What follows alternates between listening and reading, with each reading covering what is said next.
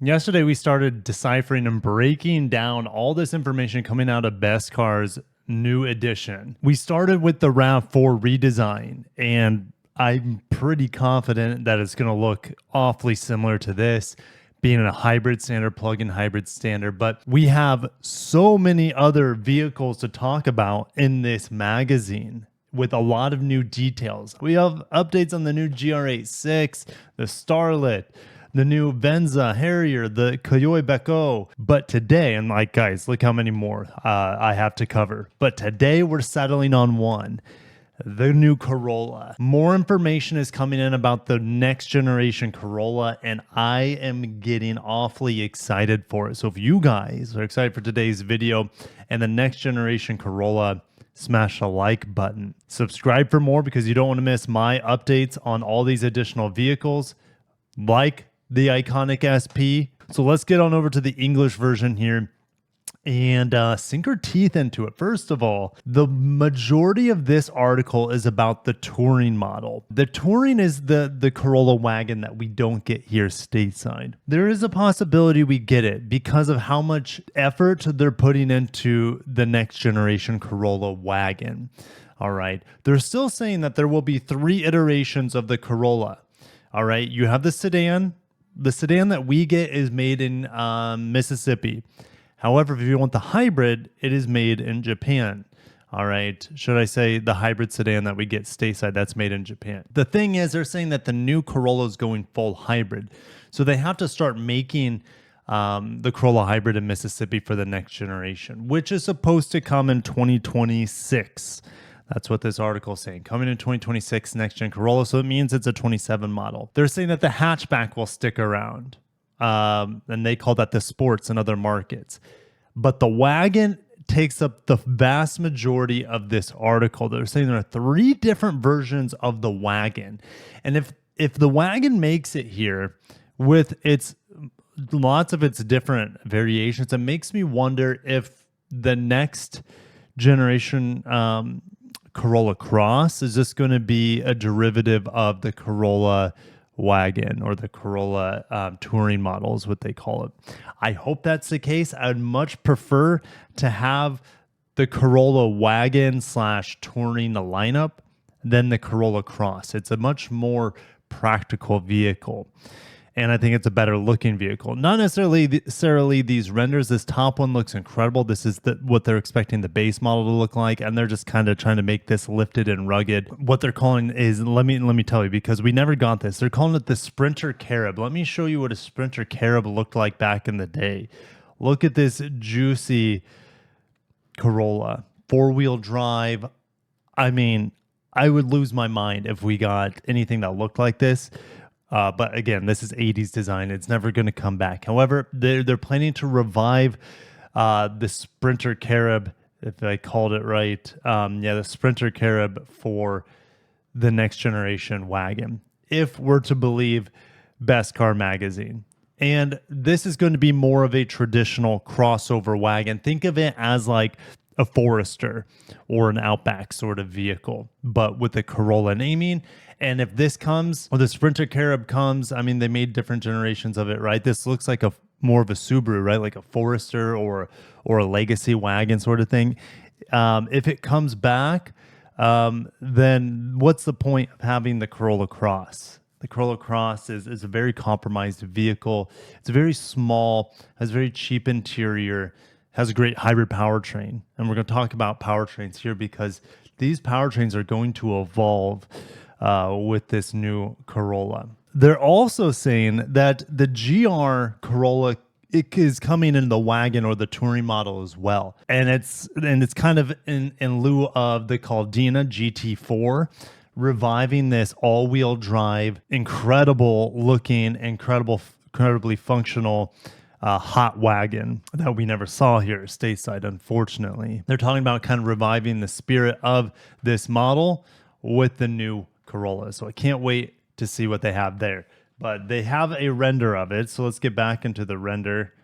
This is kind of the render of that GR Corolla / what do they call it? The Caldina GT4. All right. So they're and to add some more momentum to that, Toyota reinstated and renewed its Caldina trademark, so they could use it again if they wanted to. And there's Carina, Caldina. I mean, there's a lot of cool things that they could do with this wagon, and it looks like they're going to do it. It's just unlikely for our market, and the only pleasure I get is when I go to Japan or other countries and I see the Corolla touring models, and it's just like a forbidden fruit. I don't understand why we don't get it. I know wagon. I mean, they brought the Crown Estate here, or they call it the Crown Signia, right? Watch my reviews on it. So they brought that vehicle here. Maybe if we get lucky, they'll bring every flavor of the Corolla for the United States. All right, kill off the Corolla Cross. It's fine. It's kind of like, to me, I see the Corolla Cross as kind of an intermediary product, but in that plant in Huntsville, Alabama, might as well start producing 3 different variants of the Corolla wagon or the Corolla Touring. All right, but time will tell. So let's keep moving. They're talking about the powertrain next, and the powertrain, well, for the GR models, they're saying it's going to be one of two. They could continue on with the 1.6 turbo 3-cylinder that we currently have in the GR Corolla, or they could put in the new 1.5 liter 4-cylinder turbo. The thing is, the 1.5 liter 4-cylinder turbo is it's not going to be as powerful as what we have with the 3-cylinder 1.6, unless they have some sort of high output variant of it, which is a possibility.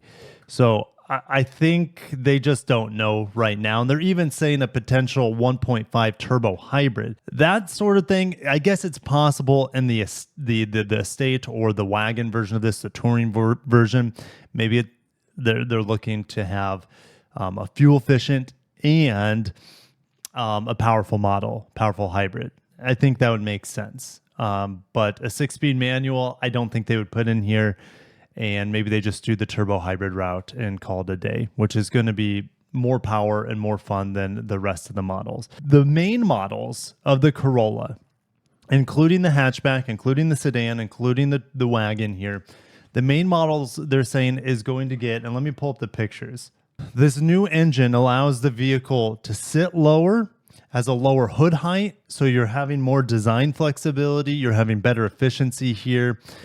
More electric assist. You have a bigger battery and a bigger electric push and shove as well. While the engine gets actually, we won't see the 2-liter turbo in here, so let's keep moving. This is a 2-liter turbo. Let's get through this. This is for other models we'll talk about in upcoming videos. But we're talking about the 1.5-liter engine. The 1.5 turbo will not be seen in the Corolla unless they decide to put it in a performance model. But it's the 1.5-liter naturally aspirated engine that we're talking about here. They're going from a 3-cylinder to a 4-cylinder, which gives it more power, and it's actually going to be more efficient. It's also a smaller engine as well, 10% volume reduction and 10% height reduction. And this is going to be seen, well, they have it installed in the Prius. You will see it in the new Corolla as well.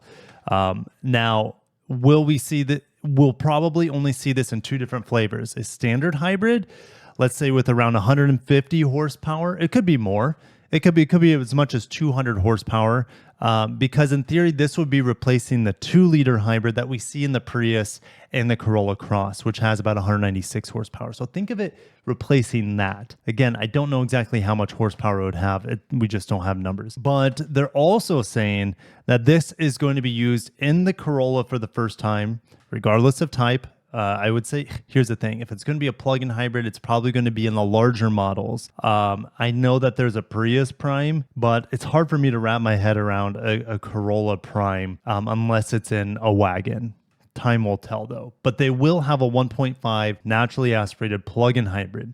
Now, we don't know if it's going to be similar to how the Prius Primes is, that with the 2-motor hybrid, or if it'll be a single motor hybrid to reduce cost and use it as a range extender, the 1.5 liter. I think they're going to go for the latter. So 1.5 liter hybrid anywhere from 150 to 200 horsepower, and then we'll have a 1.5 plug-in hybrid with, it's hard to say, let's say 200 plus horsepower. It has 220 in the plug-in Prius, but this is a different technology they're using, in my estimation, it's going to be a single motor hybrid instead of the dual motor hybrid. So it's more similar to how BYD or Li Auto over in China uses their plug-in hybrids, which is more of an extended range electric vehicle. All right. So the new Corolla is going to be pushing a lot of boundaries, more variations than we've ever seen before. All new powertrains with better efficiency and better electrical assist, with potential GR variants in the touring model, and it's just going to be a lot of fun. One of my biggest questions is, okay, I already asked the question of, are we going to get the touring model? That has yet to be answered. Are we going to get a discontinuation of the Corolla Cross if these variants make it stateside? Is this Corolla going to see different variants be built in America, in the Mississippi plant and in the Alabama plant? I sure hope so. I'm a big Corolla fan. I love the best. I believe it's still the best-selling vehicle in the world. They call this Japan's car, the car of Japan. So probably the best-selling vehicle in Japan. The Corolla is legendary. It sold more vehicles, I think, than any other vehicle in the world outside of pickup trucks, possibly even more than the pickup trucks. So the Corolla is a legend, and I'm excited to see what they do with this next generation. Unfortunately, we have more questions and answers with bestcar, because they're talking about the models that they currently have there, like the wagon. And it's just a big question mark if we'll see it here. We've been asking Toyota for wagons for a long time. Unfortunately, the wagon that they brought into America, the Crown Signia, it's a $50,000 wagon, essentially. It's just, wagons are supposed to be a practical, affordable, and fuel efficient and fun to drive. And we just need something from the Corolla lineup to slot under that Crown Signia, in my opinion, to whet our appetite. But I'm going to shut it down. Thank you guys for watching. What do you want to see out of the new Corolla? Do you want to see the wagons? Do you want to see plug-in hybrids of the Corolla here in America? What type of powertrain? Are you excited for a potential GR wagon? GR Corolla wagon would be incredible. Anyways, I'll see you guys in the next one. Stay tuned. Remember, we have lots of other models to talk about that I can't, my mind's just blowing up. I got a lot of work cut out for me this week and weekend. Thank you for watching, and peace.